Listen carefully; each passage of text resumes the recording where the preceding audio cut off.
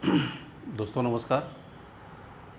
और आज काफ़ी कम बच्चे आए हैं, लेकिन फिर भी जो भी बच्चे हैं आज क्लास शुरू करते हैं। पिछली क्लास में जो हम लोगों ने ये देखा कि जैसे खजुराहो की कला के बारे में, खजुराहो के जो मंदिर हैं उस मंदिर की कला के बारे में हम लोग बताने का प्रयास कर रहे थे। तो जो नागर शैली हैं उन नागर शैली की भी अनेक क्षेत्रीय शैलियाँ हैं। उसमें उन क्षेत्रीय शैलियों में मैंने अनेक के नाम बताए थे। जैसे बताया था आपको कि वृंदावन की शैली है, राजस्थान की शैली है, उड़ीसा की शैली है, खुद खजुराहो की शैली अपने आप में है। इस प्रकार से नागर शैली की भी अलग अलग शैलियाँ हमको देखने को मिलती हैं। उसी क्रम में जो नागर शैली की जो दो शैली बहुत इम्पोर्टेंट है, उसमें से एक है खजुराहो की शैली, जो कि अभी आप लोगों ने डिस्कस किया था पिछले वीडियो में। और दूसरा जो सबसे महत्वपूर्ण है खजुराहो के मंदिरों के बाद, वो है उड़ीसा के मंदिर। उड़ीसा के जो टेम्पल्स हैं वह अपने आप में बहुत ही इम्पोर्टेंट हैं। उड़ीसा के जो मंदिर हैं कुछ मामलों में इसलिए भी इम्पोर्टेंट हैं क्योंकि उड़ीसा में मंदिरों के निर्माण की जो प्रक्रिया शुरू हुई वह खजुराहो के थोड़ी पहले होती है, या बहुत यूँ कह सकते हैं कि करीब मंदिर निर्माण की शैली जो उड़ीसा में शुरू होती है वह करीब आसपास में ही दोनों की शुरू होती है। तो ये देखने को मिलता है। और उड़ीसा शैली की जो मंदिर हैं उसके बारे में हम लोग आज चर्चा करेंगे। बहुत महत्वपूर्ण चीज़ें हैं उड़ीसा शैली के मंदिरों के बीच में, और बहुत से क्वेश्चंस यहाँ से आपको पूछे जाते हैं। जैसे पूछा जाता है कि रथ मंदिर की योजना क्या है, रथ मंदिर योजना क्या है। और आपको याद होगा कि दक्षिण भारत में भी पहले आपको रथ टेम्पल बनाए गए। पल्लव शासक थे उनके समय भी रथ मंदिर की योजना हमको देखने को मिलती है। तो उड़ीसा के संदर्भ में जो रथ स्टाइल क्या है, ये अपने आप में बहुत ही गंभीर चर्चा का विषय है। इसको लेकर के बहुत से लोग अलग अलग ओपिनियन किताबों में भी बहुत कम मिलता है, इसके बारे में आपको बताऊंगा। इसके अलावा black pagoda and white pagoda, कि ब्लैक पैगोडा किसे कहा जाता है और वाइट पैगोडा का किसे कहा जाता है, ये क्वेश्चन जो है सिविल सर्विस के ऑब्जेक्टिव एग्ज़ाम्स में पूछे जाते हैं। लेकिन उससे भी जो इम्पोर्टेंट मैं चीज़ मैं बताने जा रहा हूँ आपको, जो सिविल सर्विस की मेंस के एग्ज़ाम्स के लिए बहुत ही इम्पोर्टेंट आपके लिए है, वो है कि जो खजुराहो मंदिर की स्टाइल है उस मंदिर की स्टाइल में और उड़ीसा शैली के जो मंदिर बने हुए हैं उस स्टाइल में क्या मूलभूत अंतर है। तो हमको 2 पॉइंट से, जो अगर सिविल सर्विस के जो भी बच्चे मेंस लिखना चाहते हैं या किसी भी स्टेट सर्विस को लिखना चाहते हैं, चाहे राजस्थान हो, चाहे एमपी हो, चाहे यूपी हो, चाहे बिहार हो, any commission of the India, तो इसमें उसके लिए क्वेश्चन मेंस के लिए बहुत ही इम्पोर्टेंट है कि खजुराहो के मंदिर और उड़ीसा के मंदिरों में दोनों में सिमिलरिटी क्या है और दोनों में डिससिमिलरिटी क्या है, यानी समानता क्या है और विभिन्नता क्या है। यह सिविल के हिसाब से बेहद ही महत्वपूर्ण क्वेश्चन है। तो इसको आपको देखना है। और इसमें दोनों में सिमिलरिटी में सबसे महत्वपूर्ण तो यही है कि दोनों नागर शैली के स्टाइल मंदिर बने हुए हैं, दोनों की बहुत सी योजना एक तरीके का है। लेकिन उड़ीसा के मंदिर जो है बहुत से संदर्भों में थोड़ी सी अलग भी दिखाई पड़ते हैं हमको। ठीक है, क्या अलग हैं, कैसे अलग हैं, इसको लेकर के हम लोग चर्चा यहाँ पर करेंगे। जैसे हम लोग देखते हैं कि जो खजुराहो के मंदिर थे उस मंदिर की योजना में हमको ये दिखाई पड़ता है कि सबसे पहले गर्भगृह दिखाई पड़ता है, फिर अंतराल दिखाई पड़ता है, फिर अर्धमंडप है, फिर मंडप है, और मंडप के बाद फिर जो है महामंडप भी कहीं कहीं देखने को मिलता है। लेकिन अगर इसके विपरीत अगर आप देखिए तो जो मंदिर बनाने का क्रम है वह तो करीब करीब सिमिलर है दोनों के बीच में, लेकिन उसके नाम बदल जाते हैं। जैसे गर्भगृह की जगह उसको वो लोग देवल कहते हैं, फिर अगला जो सेगमेंट है जगमोहन है, फिर नट मंदिर है, और इसके बाद फिर भोग मंदिर है। तो जो फिजिकल क्लासिफिकेशन है that is the very much almost similar, but the name of the two temple architectural style is slightly different. यानी I have to say that the name is different but the classification of the style of that architecture is same. तो आज हम देखते हैं कि मंदिर जो उड़ीसा शैली के जो मंदिर है उन मंदिरों के बारे में, इन मंदिरों की महत्वपूर्ण स्टाइल क्या है और इसके बारे में क्या कैसे है। हमको लगता है कि आप लोगों की क्लास समझ में आ रही होगी। जो भी क्वेश्चंस होगा आप लोग सीधे पूछ लेंगे हमसे, इसमें किसी प्रकार की कोई दिक्कत नहीं है। तो आते हैं उड़ीसा शैली के मंदिर हैं, उसको हम लोग देखते हैं।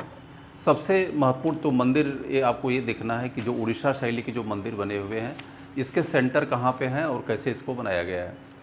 सबसे पहले तो इम्पोर्टेंट इसके जो सेंटर हैं उड़ीसा शैली के इसके जो मंदिर हैं, सबसे बड़ा सेंटर इसका भुवनेश्वर है, जहाँ पर उड़ीसा शैली के अधिकतर मंदिरों को बनाया गया है। और भुवनेश्वर में सबसे ज़्यादा मंदिर हैं, भुवनेश्वर में सबसे ज़्यादा मंदिर हैं, इसीलिए इसे मंदिरों का नगर भी कहा जाता है भुवनेश्वर को। इसके अलावा पुरी में है, पुरी में भी मंदिर है, पुरी का जगन्नाथ मंदिर विश्व प्रसिद्ध है। और इसके बाद कोणार्क, 3 जगह है, भुवनेश्वर, पुरी और कोणार्क।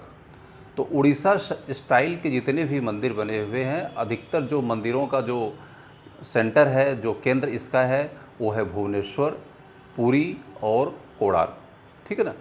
तो ये 3 अपने आप में महत्वपूर्ण जो है सेंटर हैं, इसको लेकर के हम लोग चर्चा करेंगे। भुवनेश्वर, पुरी और कोणार्क कौन कौन सेंटर हैं? 3 सेंटर हैं। पहला है भुवनेश्वर, दूसरा है पुरी और तीसरा है कोणार्क। तो उड़ीसा शैली के जितने भी मंदिर, उड़ीसा शैली के जितने भी मंदिर बने हुए हैं, उन मंदिरों के 3 महत्वपूर्ण सेंटर हैं। पहला सेंटर है भुवनेश्वर, दूसरा है पुरी और तीसरा है कोणार्क। तो इसको याद रखिएगा। और आप चलते हैं अगले पॉइंट की तरफ। हम लोग ये देखते हैं कि ये जो मंदिर बने हैं, इस मंदिर का टाइम पीरियड क्या है, ड्यूरेशन क्या है। तो इस मंदिर की जो स्टाइल का जो टाइम ड्यूरेशन है वो है 7वीं शताब्दी से मंदिर बनने की प्रक्रिया शुरू होती है और 13वीं शताब्दी तक मंदिर लगातार बनाए जाते रहे। तो उस हिसाब से अगर खजुराहो के मंदिरों की अगर आप तुलना करें तो वहाँ भी करीब 8वीं शताब्दी यानी सन 800 साढ़े 800 के आसपास में पहला मंदिर बनाया गया और उसी के आसपास में उड़ीसा शैली के मंदिरों का भी निर्माण किया गया। तो उड़ीसा शैली के जो मंदिरों का जो निर्माण काल है वो 7वीं शताब्दी से शुरू होकर के 13वीं शताब्दी तक ख़त्म हो जाता है। ये अपने आप में बहुत महत्वपूर्ण है। अभी आता है कि उड़ीसा में जो मंदिरों के निर्माण किसकी शुरुआत किसने किया। तो सबसे पहले उड़ीसा में जो मंदिरों के निर्माण की जो प्रक्रिया शुरू की गई, उसको शुरू करने का श्रेय जाता है गौड़ राजा शशांक को। शशांक के बारे में आप लोग जानते होंगे। जो शशांक एक बड़ा बंगाल का जो एक बहुत बड़ा शासक माना जाता है, उसने उत्तर भारत के अनेक जगहों पर अटैक भी किया था, आक्रमण भी किया था, उसके बारे में आप लोग जानते होंगे। तो जो हर्ष के साथ में संघर्ष उसका होता है, तो हर्ष और जो शशांक के बीच में जो संघर्ष होता है उसके बारे में आप जानते होंगे। और तो गौड़ राजा शशांक जो था करीब, और हर्ष इसकी टाइमिंग करीब 630 ईस्वी के आसपास में है, 630 के आसपास में। तो उड़ीसा में जो मंदिरों के निर्माण की जो प्रक्रिया शुरू हुई वो करीब 650 के आसपास में शुरू हो जाती है। तो गौड़ राजा शशांक ने त्रिभुवनेश्वर मंदिर का निर्माण किया और यह माना जाता है कि यह उड़ीसा स्टाइल का पहला मंदिर है। यह माना जाता है कि यह उड़ीसा स्टाइल का पहला मंदिर है। और पहला और अंतिम मंदिर की हम बात कर रहे हैं तो मैंने बताया कि गौड़ राजा शशांक ने त्रिभुवनेश्वर मंदिर का निर्माण किया, उसकी टाइमिंग है करीब 650 ईस्वी। और अंतिम मंदिर की अगर हम बात करते हैं तो 13वीं शताब्दी में कोणार्क का सूर्य मंदिर, कोणार्क जगह है उड़ीसा में, वहाँ का सूर्य मंदिर माना जाता है कि यह अंतिम मंदिर इसका निर्माण किया गया। तो एक इंट्रोडक्टरी ये मेरा लेक्चर था आप लोगों के बारे में कि सबसे पहले जो उड़ीसा मैंने बताया, क्वेश्चंस के बारे में मैंने बताया कि जो सिविल सर्विस के जो क्वेश्चंस आते हैं कैसे आते हैं, ऑब्जेक्टिव टाइप के क्वेश्चंस कैसे आते हैं और मेंस लिखने के लिए कैसे क्वेश्चंस आते हैं। और सबसे नेक्स्ट स्टेप में मैंने बताया कि उड़ीसा में जो मंदिरों का निर्माण किया गया वो 3 सेंटरों पर किया गया। पहला है भुवनेश्वर, दूसरा है पुरी और तीसरा है कोणार्क। ठीक है, ये 3 सेंटर हैं। और तीनों को डिटेल में हम लोग पढ़ेंगे, आगे आगे के लेक्चर में पढ़ेंगे। इसका जो टाइम ड्यूरेशन है, जो समय इसका है, वो 7वीं शताब्दी से शुरू होता है और 13वीं शताब्दी तक फिनिश होता है। अगले सेगमेंट में मैंने आपको ये बताया कि उड़ीसा स्टाइल का पहला मंदिर कब बनाया गया और अंतिम मंदिर कब बनाया गया। दूसरे शब्दों में हम यह कह सकते हैं कि इसका टाइम ड्यूरेशन क्या है, इसका समय क्या है। तो 7वीं 650 में 600 पहला जो मंदिर बनाया गया गौड़ राजा शशांक ने बनाया था, और गौड़ राजा शशांक का जो पहला मंदिर है वो त्रिभुवनेश्वर मंदिर है, त्रिभुवनेश्वर, ठीक है। तो फिर से बोलिए, त्रिभुवनेश्वर मंदिर, ये पहला इनका मंदिर है। और अंतिम जो मंदिर बनाया गया वो 13वीं शताब्दी का है, वो कोणार्क का सूर्य मंदिर है। तो इसकी जो टाइम ड्यूरेशन इसका जो है, इसका जो टाइम पीरियड है वो है 7वीं शताब्दी से लेकर के 13वीं शताब्दी तक, इसका पूरा टोटल टाइम ड्यूरेशन है। अब हम अगले सेगमेंट की तरफ चलते हैं कि जो इसकी विशेषताएं क्या हैं, ठीक है, इसकी विशेषताएं क्या हैं। तो उड़ीसा शैली की महत्वपूर्ण विशेषताओं के बारे में, जो कि एक मेंस का क्वेश्चन है लेकिन बहुत ही महत्वपूर्ण आपके लिए है, इस टॉपिक की हम लोग चर्चा करते हैं कि उड़ीसा शैली के मंदिरों की महत्वपूर्ण विशेषताएं, ठीक है।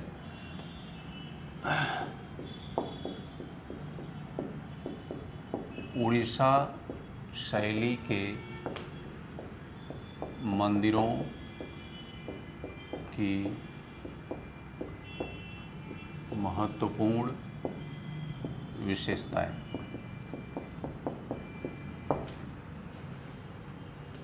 ठीक है, ये शायद उल्टा हो जा रहा है तो थोड़ा इसको आप लोग ध्यान रखिएगा। मैं टॉपिक बोल दे रहा हूँ कि उड़ीसा शैली के मंदिरों की महत्वपूर्ण विशेषताएं।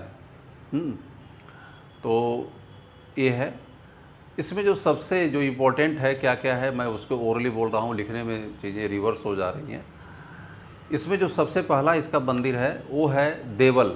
जैसे मैंने ये बताया था कि जो कोणार्क, जो खजुराहो शैली के जो मंदिर हैं उसमें मैंने बताया था कि ये होता है गर्भगृह आपका होता था, फिर ये होता था आपका अंतराल, ये अंतराल हो गया, ये गर्भगृह हो गया, ये अंतराल हो गया, और ये अर्ध मंडप हो गया, ये अर्ध मंडप हो गया, फिर ये मंडप हो गया, और फिर ये महामंडप हो गया। ये इसका स्ट्रक्चर है। तो उसी हिसाब से जो उनका है, इनके नाम लेकिन बदल गए हैं। जो उड़ीसा शैली के मंदिर हैं, जो गर्भगृह है, इसे कहा गया है देवल, इसे देवल कहा गया है। जो पहला खाना है इसे क्या कहा गया है, इसे देवल कहा गया है। और बहुत जगहों पर इसे विमान भी कहा जाता है, देवल या विमान इसको इसे कहा जाता है। तो जो जिसे वहाँ पे गर्भगृह कहा गया है खजुराहो स्टाइल में, इसे यहाँ देवल या विमान इसे कहा गया है। और गर्भगृह के आगे यहाँ अंतराल होता है, लेकिन खजुराहो स्टाइल में, लेकिन यहाँ पर अंतराल नहीं है, यहाँ पर अंतराल उड़ीसा स्टाइल में नहीं है। तो अगला जो सेक्शन है अब उड़ीसा स्टाइल में, इसे जगमोहन कहा जाता है। क्या कहा जाता है, जगमोहन इसे कहा जाता है। तो गर्भगृह के सम्मुख जो पार्ट है उसे कहा गया जगमोहन, और इसे यहाँ पे कहा गया अर्धमंडप, इसे कहा गया अर्धमंडप। अब जगमोहन के आगे का जो पोर्शन है इसे कहा गया नट मंदिर, इसे कहा गया नट मंदिर, इसे कहा गया, और इसे कहा गया मंडप, इसे कहा गया मंडप। ये दो स्टाइल को मैंने कंपैरेटिवली मैं आपको लेके चल रहा हूँ, ठीक है। और इसे कहा गया भोग मंदिर, भोग मंदिर इसे लास्ट को कहा गया भोग मंदिर, ठीक है, इसे कहा गया भोग मंदिर। और इसे कहा गया महामंडप, महामंडप।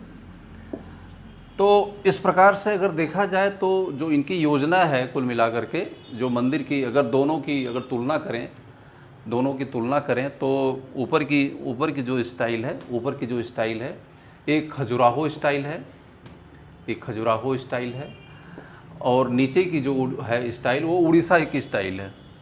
तो उस हिसाब से अगर देखा जाए तो इसे खजुराहो स्टाइल में गर्भगृह कहा जाता है, जहाँ देवता या देवी की मूर्तियाँ को स्थापित किया जाता था, और उड़ीसा स्टाइल में उसे देवल या विमान कहा गया है। मैंने आपको बताया कि खजुराहो स्टाइल में गर्भगृह के सामने अंतराल होता था, लेकिन उड़ीसा की स्टाइल में उड़ीसा की जो स्टाइल में होता था उसमें अंतराल नहीं होता था। ठीक है, तो अब उड़ीसा उड़ीसा स्टाइल में देवल या जिसे हम कहते हैं विमान, विमान के आगे होता था जगमोहन, और जगमोहन को ही खजुराहो स्टाइल में अर्धमंडप कहा जाता था। खजुराहो स्टाइल में जो मंडप होता था उसे नट मंदिर कहा गया है, और खजुराहो स्टाइल में जो मंडप होता था उसे भोग मंदिर कहा गया है। तो जो पैटर्न है, जो खजुराहो स्टाइल का जो टोटल पैटर्न है, उसी पैटर्न पर उड़ीसा स्टाइल भी रन करती है। लेकिन दोनों में सिर्फ एक डिफरेंस है, दोनों में ये सिर्फ एक बहुत बड़ा अंतर है कि खजुराहो स्टाइल में अंतराल है और उड़ीसा की स्टाइल में अंतराल नहीं है। बाकी सिर्फ उसके नाम बदल गए हैं, इसके जो सीक्वेंस हैं वो नाम इसके बदल गए हैं। देवल या पहला जो सेक्शन है देवल या विमान है, दूसरा है जगमोहन है, तीसरा है नट मंदिर है, और चौथा है भोग मंदिर। तो इस प्रकार से इस बनाने की योजना जो है, इस प्रकार के दो, तो उड़ीसा स्टाइल में और खजुराहो स्टाइल, दोनों स्टाइल्स में मैंने आपको कंपैरेटिवली या तुलना करके दोनों लोगों को मैंने आपको बताया है कि इसकी महत्वपूर्ण विशेषता क्या है। ठीक है, तो ये पहली महत्वपूर्ण विशेषता है। मैंने सिमिलरिटी भी बताई और दोनों की जो सिमिलरिटी क्या है उसको भी मैंने नहीं बताया। इसको याद रखिएगा, जो उड़ीसा स्टाइल के जो मंदिर बने हुए हैं उन मंदिरों में जो गर्भगृह है उसे देवल या विमान कहा जाता था। इसके बाद जो अर्धमंडप होता था उसे जगमोहन कहा जाता था।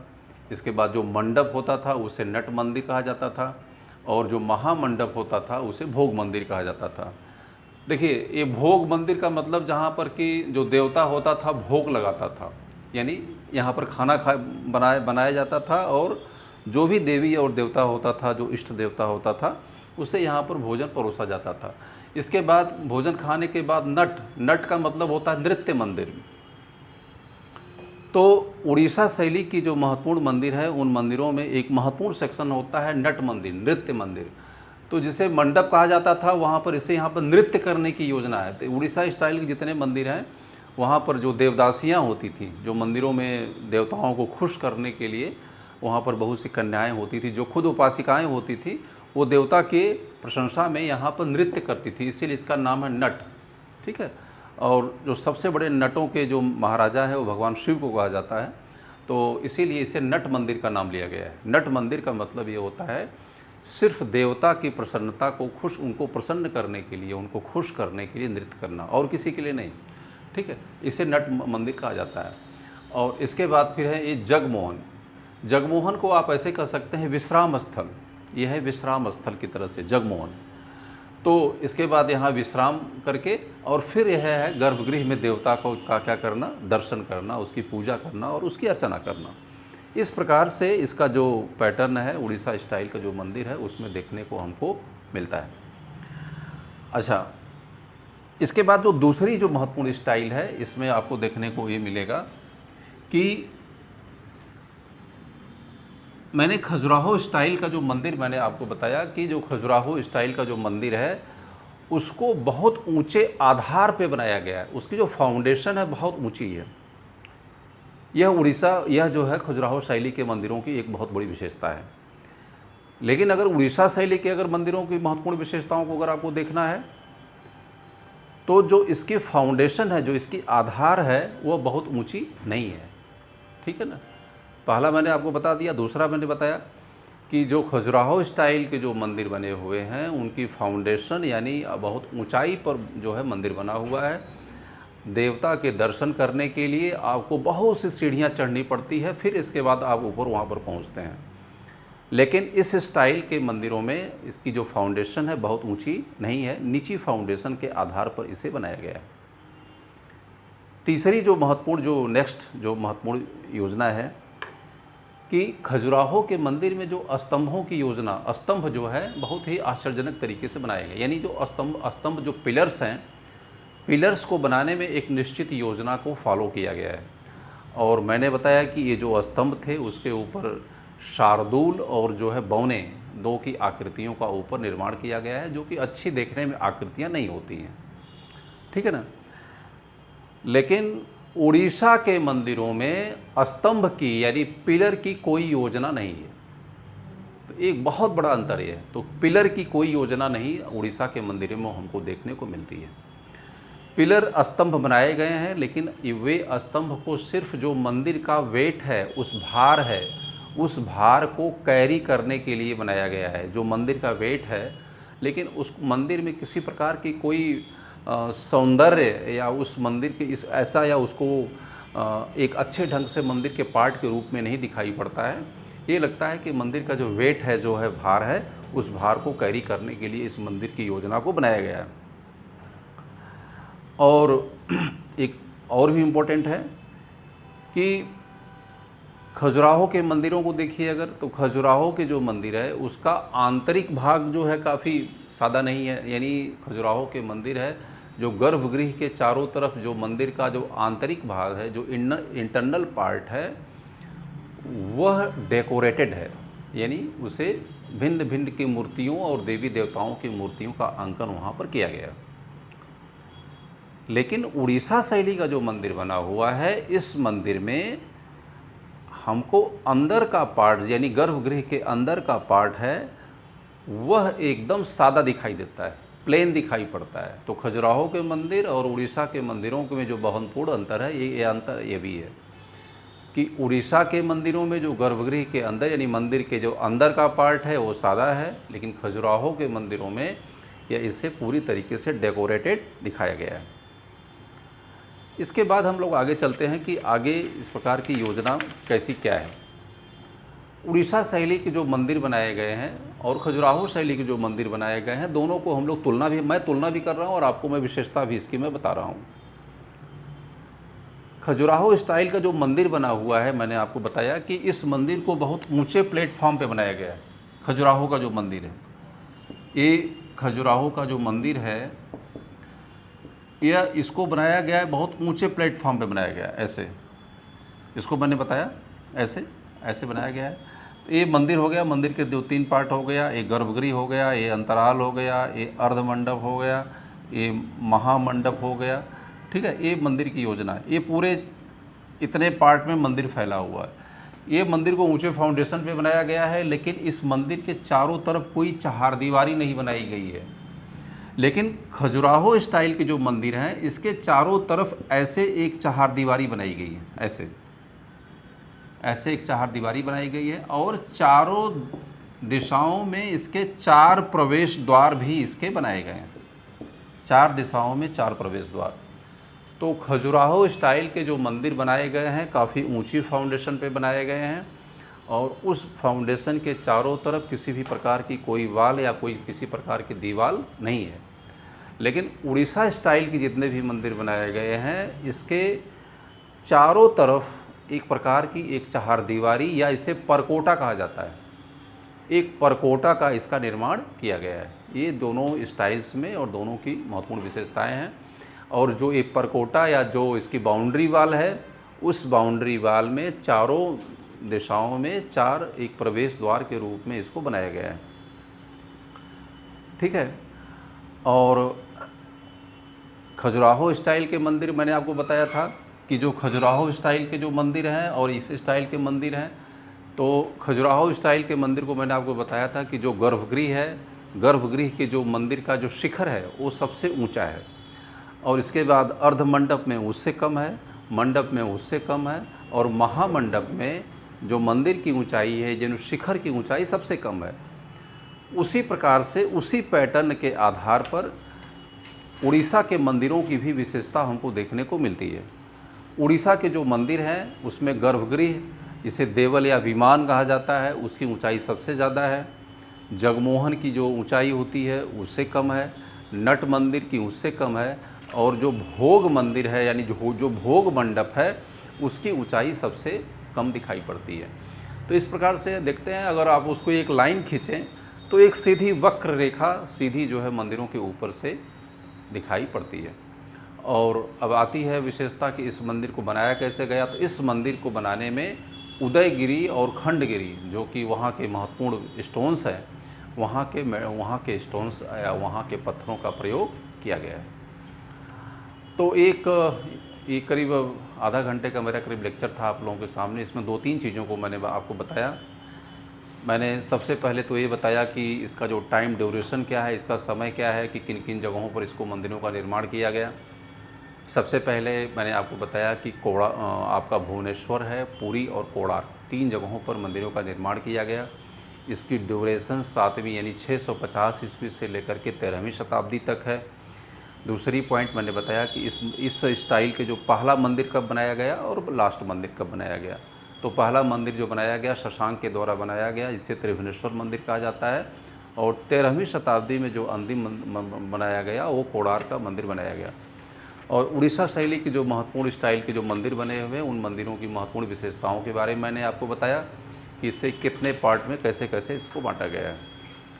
अगला जो मेरा लेक्चर होगा उसके बारे में ये लेक्चर होगा कि इन मंदिरों की महत्वपूर्ण विशेषताओं के बारे में क्या है। और जो मैंने आपको विशेषता बताई है इसमें से ये है कि खजुराहो स्टाइल का जो मंदिर है और जो उड़ीसा स्टाइल का जो मंदिर है, इन मंदिरों में जो महत्वपूर्ण अंतर है क्या है दोनों में। पहले विशेषता भी मैंने आपको बताई है और इसमें दोनों में मैंने अंतर भी बताया है। अगला जो मेरा वीडियो होगा, जो मेरा अगला लेक्चर होगा, उसमें उड़ीसा शैली के जो मंदिर हैं उनका जो डेवलपमेंट, इसकी ओरिजिनेशन और डेवलपमेंट के बारे में मैं बताऊंगा। ठीक है ना। तो उसको 3 पार्ट में बांटा गया है कि जो स्टार्टिंग फेज़ के जो मंदिर बनाए गए 750 से 900 ईस्वी के बीच में बनाए गए, फिर 900 से 1100 ईस्वी के बीच में जो मंदिर बनाए गए, और लास्ट फेज में जो मंदिर बनाए गए, जो मंदिर कला का सबसे अधिक विकास होता है वो होता है 1100 से लेकर के 1300 ईस्वी के बीच में जो मंदिर बनाए गए। तो अगला जो मेरा वीडियो का लेक्चर होगा वह उड़ीसा स्टाइल के महत्वपूर्ण मंदिरों के बारे में होगा। इसमें कोई भी अगर क्वेश्चन होगा तो फिर आप हमसे पूछ सकते हैं, फ़ोन करके, मैसेज करके, या आपकी जो भी क्वेरीज़ है उसको आप हमसे पूछ सकते हैं। Thank you.